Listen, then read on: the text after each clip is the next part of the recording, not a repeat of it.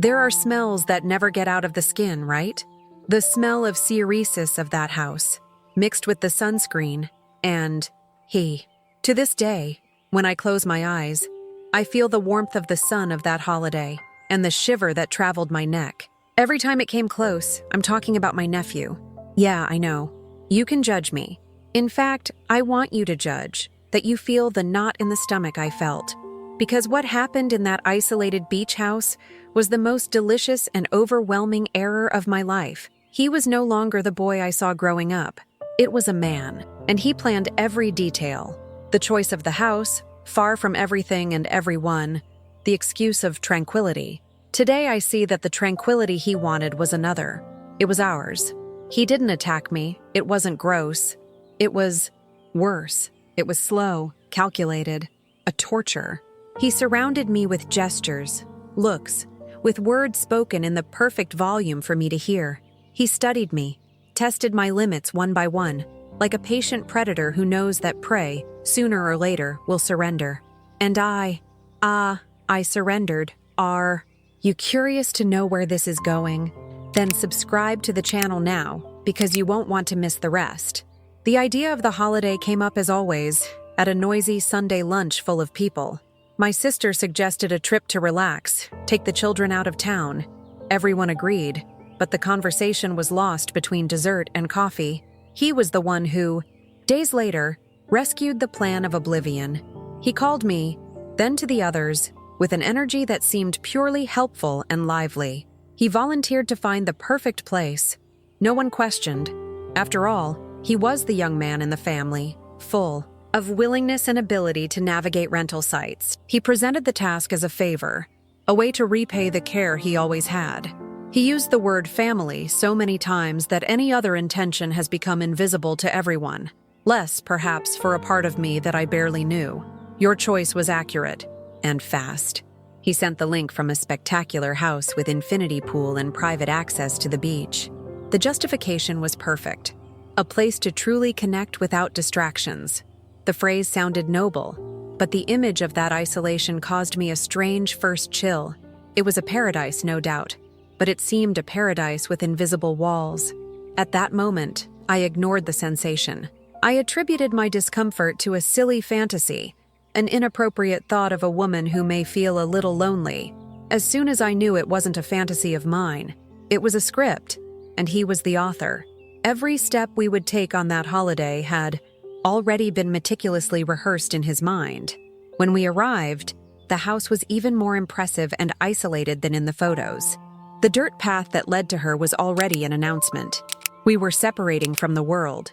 The wooden gate opened to a property where the only sound was the waves breaking in the distance and the wind shaking the coconut trees.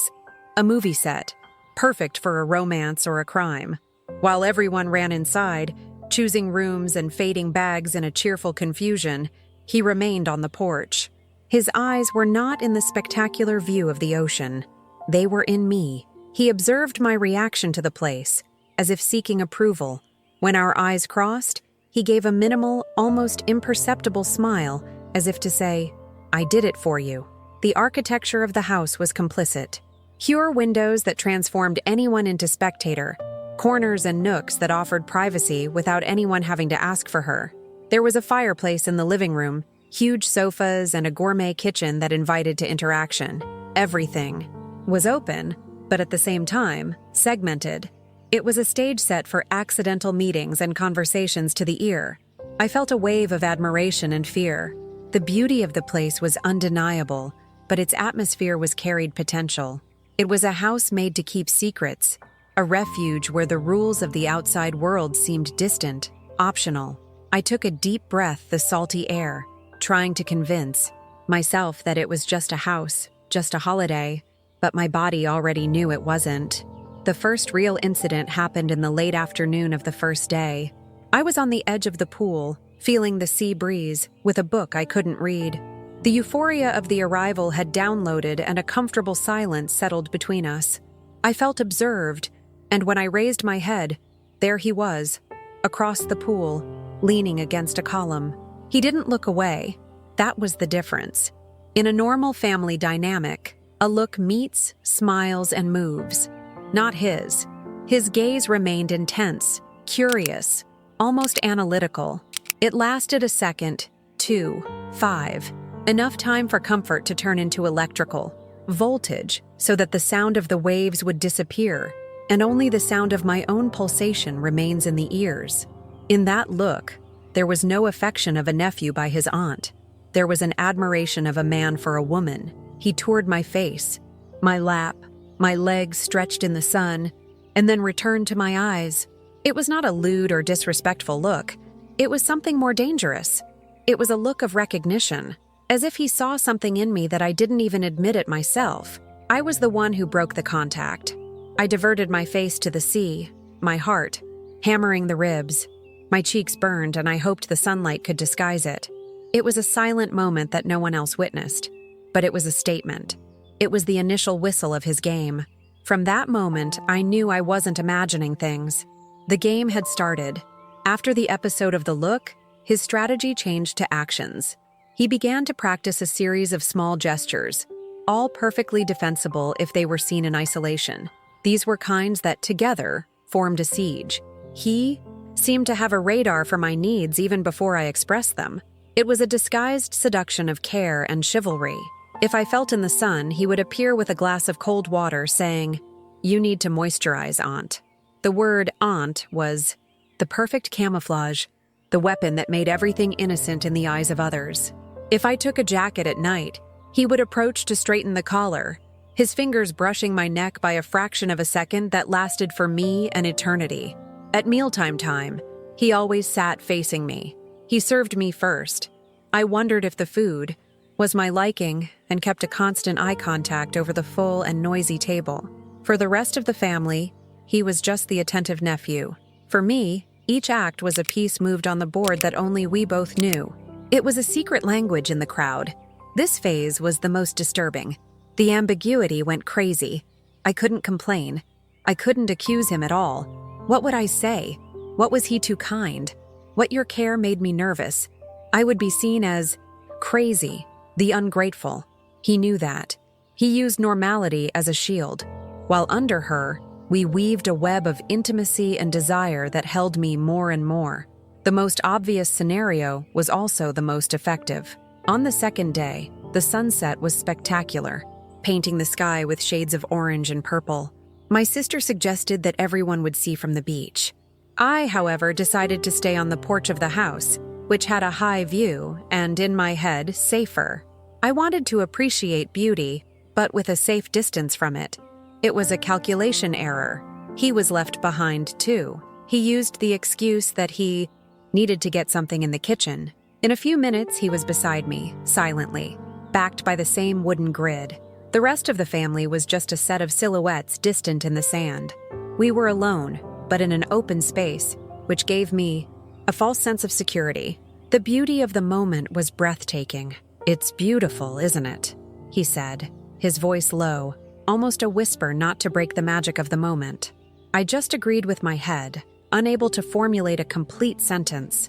My focus was no longer in heaven, but in his presence beside me. I felt the warmth that emanated from his body, the soft smell of his perfume mixed with the salty breeze of the sea. Then he did it. Slowly, he raised his hand and landed it on my shoulder. It was a firm but soft touch. Her fingers rested there, and her thumb began to make a slow and deliberate circle on my skin. It was not a touch of comfort or friendship. It was a touch of possession, a touch that said, "I know you feel that too." At that moment, under the most beautiful sky I've ever seen, I felt completely surrendered. What made the whole situation even more intense and dangerous was the complete and absolute blindness of the rest of the family.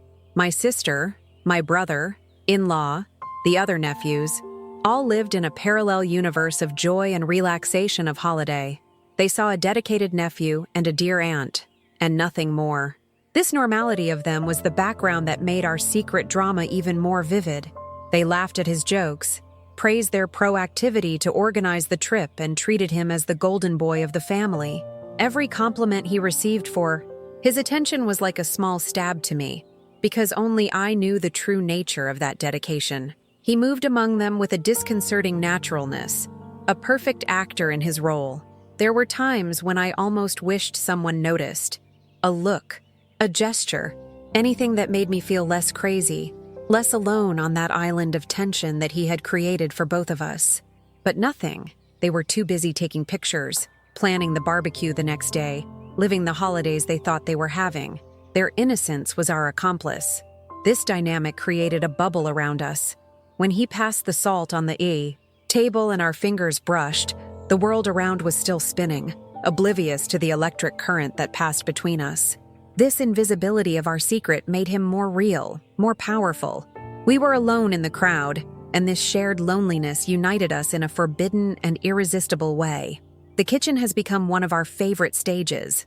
It was a space of constant movement where casual meetings were inevitable.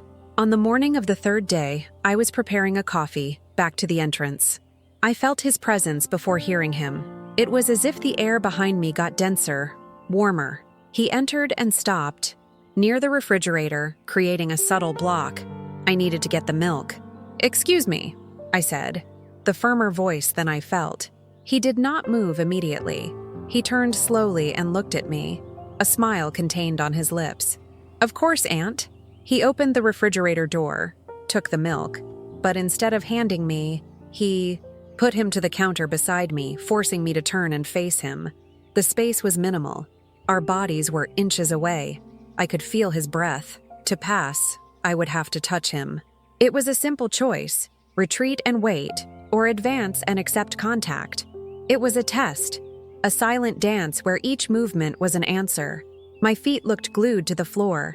He just waited, his fixed eyes on mine, challenging. Finally, I took a deep breath and took the step. My hip went through his, a brief contact, but it burned every nerve from my body. I took the milk box with trembling hands and turned quickly without saying a word. I heard his low laugh behind me, a sound of pure victory. He had not done anything wrong in the eyes of the world, but in that kitchen, he had trapped me and forced to make a choice. The night of that same day marked a verbal climbing.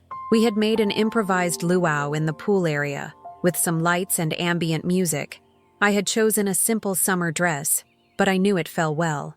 For most of the night, he kept a respectful distance, talking to everyone, playing his role. I even started relaxing, thinking that maybe the game had a break. Later, I took advantage of a time when the song was higher and most people danced or talked to get a drink. He intercepted me midway, holding 2 glasses. He offered me one, and I accepted. He leaned on, using the volume of music as the perfect excuse to speak near my ear. His hot breath on my skin made me shudder. "This dress," he began, the voice a low and severe purr. "It's a cowardice." The word cowardice echoed in my mind. It wasn't a "you are beautiful, Aunt," or "what a nice dress." It was a compliment from men to woman, loaded with insinuation and desire. It was straightforward, personal, and completely inappropriate for our family relationship. The attentive nephew mask had fallen for a moment. I was without reaction. I just stared at him, his wide eyes, the cold glass in my hand contrasting with the fire that climbed down my face. He just smiled, a smile from who knows he just marked a decisive point. He sipped his drink, blinked at me and walked away, returning to the group as if nothing had happened. He had thrown the bait and knew I had bitten it. The line had been officially crossed. His seduction was in the details, in the way he turned the most worldly tasks into times of forced intimacy. The next day, on the beach, I was trying to push the umbrella in the sand without much success. The wind was strong and I was getting frustrated. From afar, I saw him get up and walk toward me for a clear purpose. "Let me take it to you, Aunt," he said, the phrase that had already become his motto. He took the umbrella from my hand, his fingers deliberately taking over on mine. He positioned himself in front of me, his back muscles contracting as he stunned the pole in the sand with an annoying ease. He was strong and made a point of me noting. After fixing the umbrella, he turned to me. We were under the shadow he had created himself, a small world of ours alone in the middle of the busy beach. "Okay," he said, but didn't move away. He used the excuse of taking some sand from my shoulder to touch me again. Her fingers slid slowly through my skin, leaving a trail of fire. The touch was much longer than necessary. It was a caress disguised as help.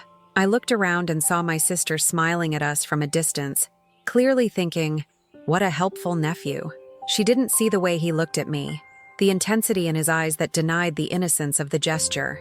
He was using his own benevolence as a gun, touching me and teasing me in the light of day, protected by the approval of all. The golden opportunity, which I knew he was waiting, came on the eve of our last day. A pamphlet on the refrigerator door announced a famous boat trip to a nearby island with exits in the morning. My brother-in-law was very excited about the idea, and soon the whole family, including the children, was planning to wake up early for the adventure.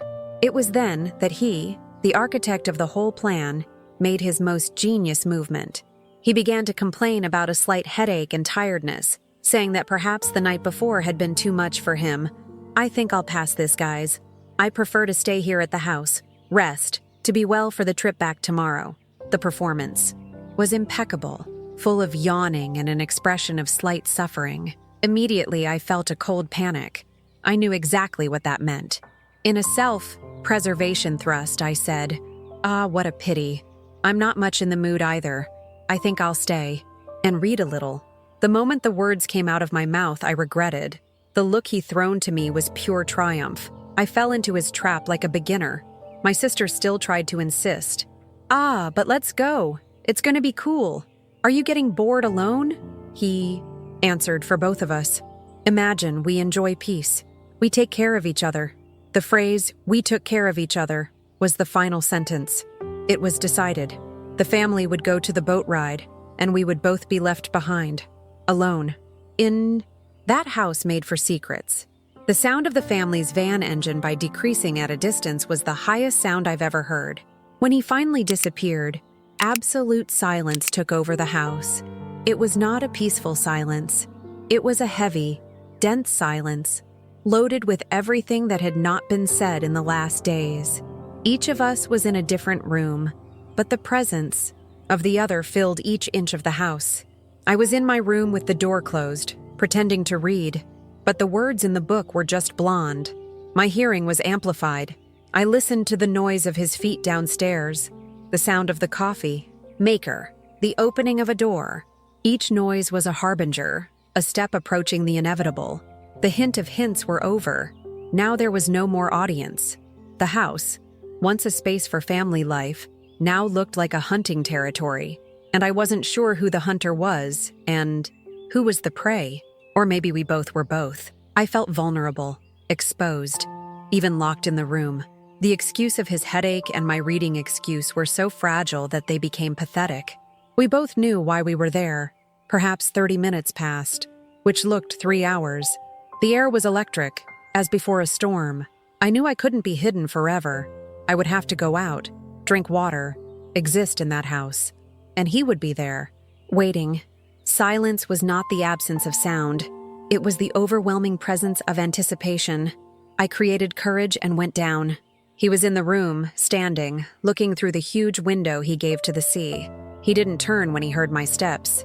He knew it was me. I went to the kitchen, served a glass of water with trembling hands, and leaned against the counter, watching his back. The wait was torture, and he knew that. He was in control of the time, the rhythm. Finally, he turned. His face no longer had the nephew smile, nor the mask of worry. There was only a raw intensity, a brutal honesty. He walked slowly toward me, stopping just a few meters away. The space between us vibrated. He broke the silence with a question that was not a question but a statement. "You didn't come to read, did you?" I didn't answer, just swallowed hard, my heart hitting wildly. I couldn't lie, no more. He took another step, decreasing the distance in half. His eyes did not go out of mine. He could see my fear, my confusion, my desire. He saw everything, and he used it against me as directly as possible. "What are you afraid of, Aunt?" He spat the last word. Aunt, like a poison, a joke. He used it to highlight the absurdity of our situation, the barrier we were both about to demolish. The question stopped in the air. Fear of me? From him? Of us? Fear of breaking a sacred rule? The answer was yes to everything, and the silence that followed was my confession. His question was the trigger. Within my mind, a violent war began. A part of me, the logical part, the aunt, the right woman, shouted in panic, listed all the reasons why that was a catastrophic error. The family, my sister's confidence, the age difference, the taboo that was so deep that it had no name. It was a list of stone, recorded prohibitions by society. This voice of reason reminded me of the boy I took my lap, which I helped with my homework. She desperately tried to hold me to the image of the past, to an identity that protected me. She told me to run, to scream, to create a scandal, anything that could stop what was about to happen. It was the voice of social survival, the fear of judgment, of shame. But there was another voice, one that I kept silent for years. The woman's voice, the voice that was invisible, attached to papers of mother, sister, aunt. The voice he saw before him, not a nephew, but a man who wanted her with an intensity that she hadn't felt for a long time. This voice whispered that I deserved that I deserved to be desired that way, without filters, without shame. And as he stared at me, waiting for an answer, the voice of reason began to lose strength. She was drowning in the sea of desire that he had awakened in me. The battle was fierce but unequal, because reason feeds on rules and logic, but desire feeds on the forbidden, risk. And at that moment, the risk was the most attractive thing in the world. My body had already chosen one side, long before my mind. He took the last step. Now there was no more space between us. One of his hands went up and touched my face, his thumb caressing my cheek. The touch was smooth, but it burned like a bember. "No need to be afraid of me," he whispered. His voice was hypnotic, a balm in my confusion. I closed my eyes, absorbing contact, the first explicit caress without disguise. "This is wrong," I managed to say. My voice came out weak, a lint, the last resistance of my conscience. It was the no that I should have shouted, but that came out as an invitation. It was a formality, a last attempt to cling to the woman I was before entering that house. He knew that. My body was already betraying me, leaning towards his, seeking more that heat. He smiled, a sad and understanding smile. "Maybe," he replied, "but it looks right, don't you?" And he was right. At a primitive, visceral level, it seemed the only one right thing in the world. His other hand found my waist, pulling me closer until our bodies were glued. I could feel the beat of his heart, or maybe it was mine. They were in sync. The final no died on my lips before being born. The internal battle was over, and the surrender was total. I opened my eyes and stared at him.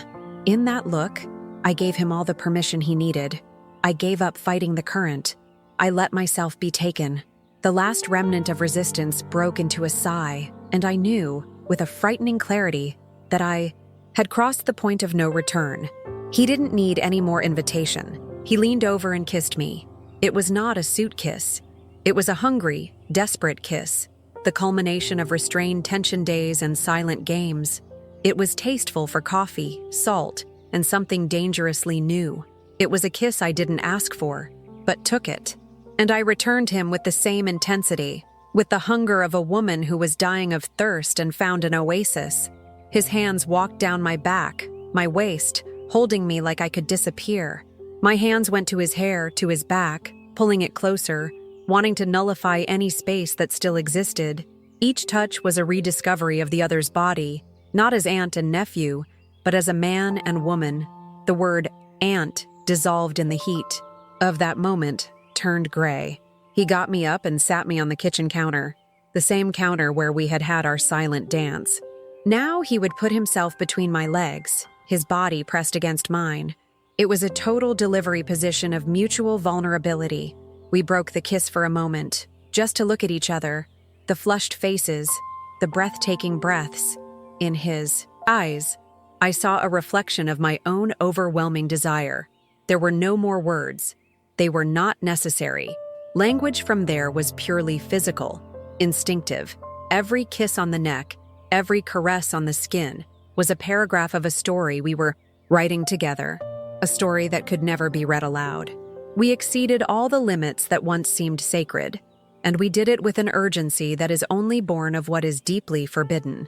The next morning arrived cold and gray. as if the weather was mourning for the innocence we had lost. The sound of the family van coming back was the reality knocking on the door with brutal violence. We dressed in an embarrassing, complicit silence. We didn't look into the eyes. The bold man the day before had disappeared, giving way to a young quiet. The surrendered woman gave way to an aunt with the weight of the world on her shoulders. When they entered, laughing and telling about the ride, the contrast was shocking. The air of the house, once loaded with our secret passion, was now heavy with our guilt. We exchanged a single look over everyone's heads, a look that asked, "What now?" There was no answer. We became two strangers who shared the most intimate and dangerous secret in the world. Fixing her bags to leave was a mechanical act. Each piece of folded clothing seemed an effort to bend and keep the memory of what we did. During the trip back, he sat in front and I in the background. Physical distance was a pale representation of the abyss that now existed among us. The game was over, and the result was neither victory nor defeat. It was just consequence. To this day, I wonder what is going on in his head when we see each other in family lunches. He sometimes looks at me with a fleeting glow of that beach house man, and I know that under all normality, we both return to that holiday, to the taste of that error. The question, "And now?" It was never answered. She just hangs between us, a ghost that only we can both see.